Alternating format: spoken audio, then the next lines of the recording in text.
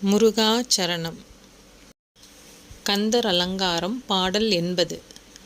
மாகத்தை முட்டி வரும் நெடும் கூற்றன் வந்தால் என் முன்னே, தோகை புரவியில் தோன்றி நிற்பாய் சுத்த நித்த முத்தீத், தியாக பொறுப்பை திரிபுரந்தகனை திரியம்பகனை,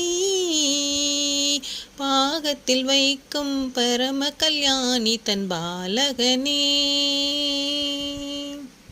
பொருள்: ஆகாயத்தை முட்டி வருகின்ற நெடிய யமன் அடியேனின் இறுதி காலத்தில் வருவானாயின், அடியேனுக்கு முன்பாக குதிரையையொத்த தோகையுடைய மயிலின் மீது தேவரீர் ஏறி வந்து அடியேனுக்கு முன்பாக நின்று திருவருள் புரிவீர்.